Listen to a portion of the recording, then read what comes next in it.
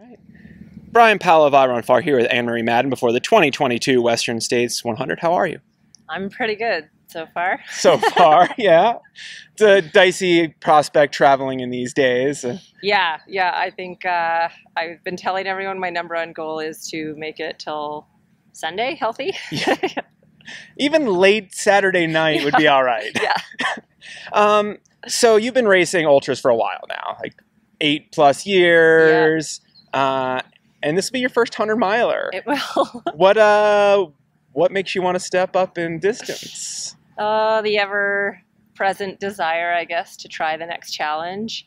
And I think I'm the type of person that does best if I work up to it incrementally and then have a few challenges and experiences along the way where I've managed to overcome whatever that daily adversity was. Yeah. To draw upon for sort of like the next bigger kind of like thing to tackle. So I'm obviously still quite nervous about it and respectful of the course. It's a long ways. There's some challenges along the way. But I also am so excited and, feeling incredibly grateful to even be here, be healthy so far, and looking forward to experiencing the day. Nice. So you said you like that incremental upgrades and kind of distance or challenge. Yeah. I noticed that you had sort of run your first like 100K type distances over the last couple of years with Tarawera a couple of years ago. Yeah. Qualifying for this. Was that very intentional as well? Yeah, I mean, I think the 2020 ideal plan had been to do Tarawera, and then maybe if I was fortunate enough to get a golden ticket in one of the races that spring and then race Western States. But then, of course, that COVID changed everything. So, now three seasons later. So that had already been part of your plan. And and it's just been delayed a couple of years. But that's just kind of how it goes. I think, we've all been in the same boat. And even if without COVID, you can't guarantee when you'd be able to get into Western States. So, So here you are. Here I am. Did you change up any of your sort of either your training or your sort of mental makeup going into this race? Because it is a big step up, even from a trail 100K.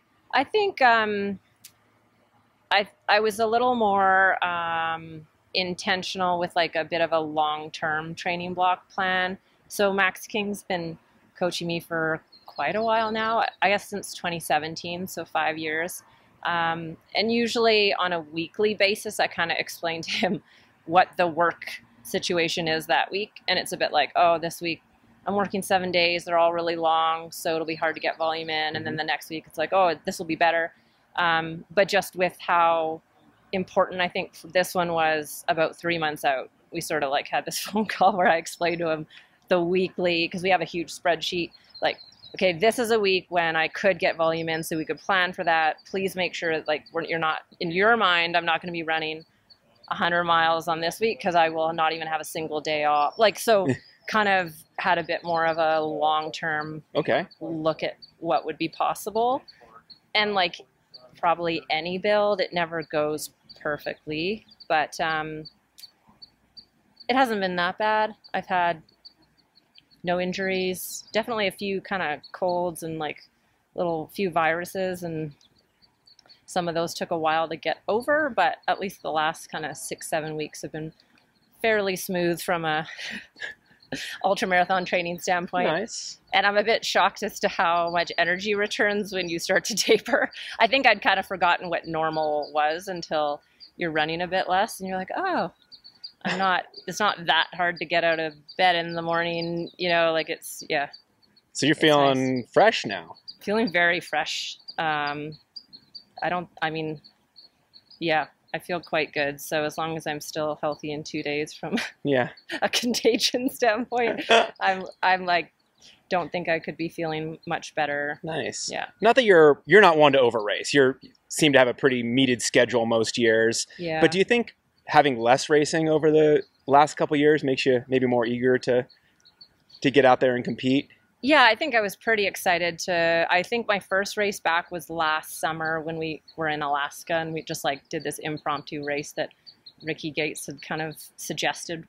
And it was only 22K. but I enjoyed every moment of it. Like, it was pure joy from start to finish.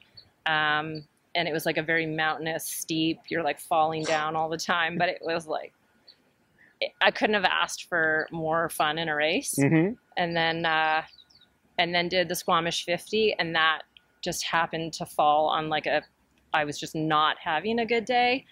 And despite, like, I was leading the race, I guess, from start to finish, and you would think that being in first place would override any unhappiness or discomfort, but it did not. Like, it was that race for me was like a grind the entire day, and I just really hope it's not like that this weekend.